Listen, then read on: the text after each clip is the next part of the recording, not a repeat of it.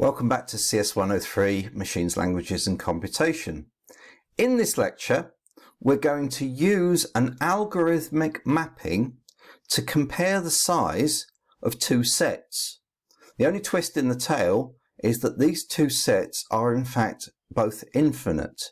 So we're trying to basically see if we can map one infinite set onto another infinite set, and that will allow us to see whether or not essentially they're the same set in disguise.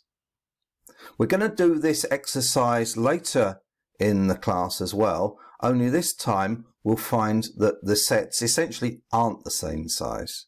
So let's see what this is all about. I want you to consider an infinite set of dogs. Okay, so every dog in this infinite set has a name. And this is a finite string of letters, all in uppercase, such as Fido or Gromit, or anything you like. The restriction is that every dog has a unique name, and that every name you can dream up using these letters, there is a dog. Okay, so in other words, any string of letters, all in uppercase, that is a dog. So if you take the string of letters B-A-T, that spells bat. But bat is a reasonable name for a dog.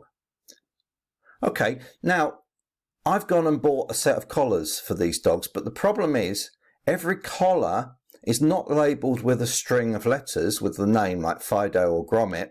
It's actually labelled with a natural number, N. So 0, 1, so I've got the collars 0, 1, 2, 3, 4. And what I want to know is, do I actually have enough collars for all the dogs? Can I find a computable mapping from a dog's name to an integer so that I can take the dog's name, run it through my algorithm, get an integer out, and therefore give that, find the appropriate collar and give that to the dog. And also, I'd like to do the mapping in reverse. I'd like to know that if I take a collar, say collar number 326, I want to know that that is going to map onto a unique dog. So I want to do the mapping in reverse from the collar number back to the dog name. So I want to do basically a two-way mapping between these two sets.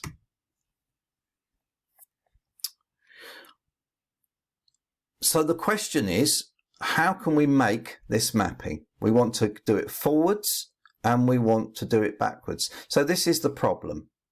So you might like to stop the video for a moment and have a think about how you would approach this problem. You don't have to give me a full solution, but have a think about how you would take in, say, a collar name and turn that into an integer. And also, more difficult in fact, how you would take an integer and turn that back into the name of the dog. Well, I'll give you some clues here. Mapping from the dog names to the strings onto the non-negative integers, that's fairly straightforward. Well, the easiest way to do it would be to treat it as an integer in base 27. You have to use base 27 because if you've got leading zeros, then that could give you problems. So for example, the string ACE, we could just interpret that as 135 base 27. But the problem with that is that the number 100 in base 27 has no dog, because 0 doesn't map onto a letter. We'll reject that scheme, although that would give us a forward mapping from the names of the dogs to the numbers on the collars. It won't give us a backward mapping. We need something better. Why can't we use A equals 0, you ask? Well, the problem is that would mean that the dog Aaron and the dog Ron would have the same collar, and you can't have two dogs with the same collar because they get really tight and that kind of thing.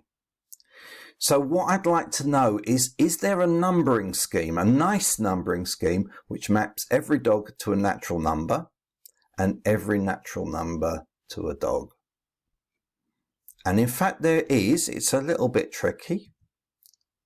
But the nice thing is, just like the natural numbers, I've told you the natural numbers have a sequence, 0, 1, 2, 3. For any member of the natural numbers, there is a successor.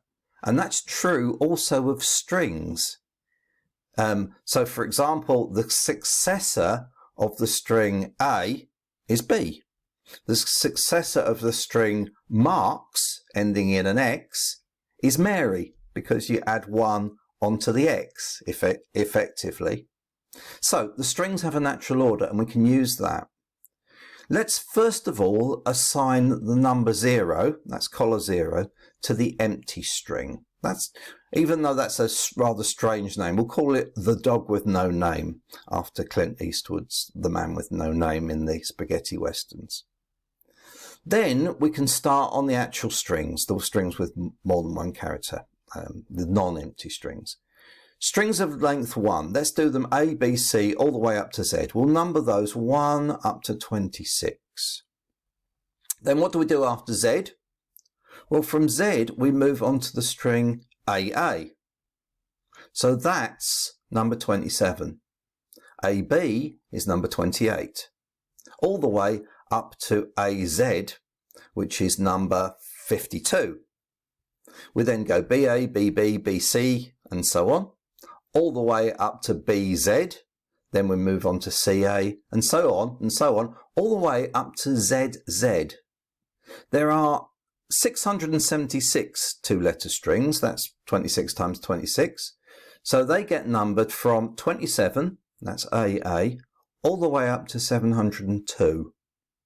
Then, after that, we go on to the three-letter strings. AAA, that's collar number 703. And ZZZ, well, that's in fact 18,278. So, if we only had dogs with names up to between 0 and 3 characters, we would need 18,279 collars. That's including the 0 as well.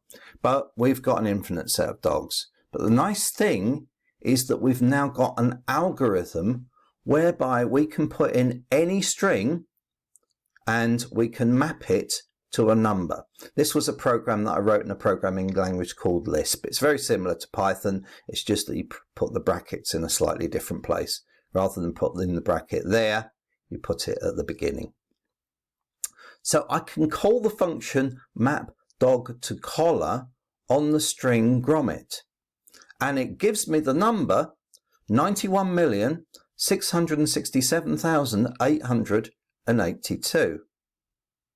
Now the nice thing is I can also do the mapping in reverse. There's an algorithm whereby I can take a number and turn it into a string. So in other words, what I've proven here is that the string names, the names of the dogs, strings, and the numbers are exactly the same set. I've got a 1-to-1 mapping between all of them, all the way down. Any dog, you give me a dog, I'll tell you the collar number. You tell me the collar number and I'll tell you the name of the unique dog that gets that collar. So I've solved my problem. So when I teach this class in person, I normally set a caramel wafer challenge at this point, and I don't see why I shouldn't do that for you as well. So what I'd like you to do is email me the answer to these two questions. Which collar is given to the dog named Odie? That's the dog from Garfield. So in other words, translate Odie for me using my algorithm that I've just given you. Turn that into a collar number for me. And then do the mapping in reverse somehow. What is the name of the dog that gets collar number 106,503? And I'll give you a clue. It's a proper name, and it is the name of a famous dog who appears in television, film, media, that sort of thing. It's a famous dog. You will have heard of this dog. It's not just a random string of letters. So good luck with those. Email me if you've got the answers. And hopefully that illustrates for you that you can use an algorithm mapping between two infinite sets to essentially show that they are the same set all the way down.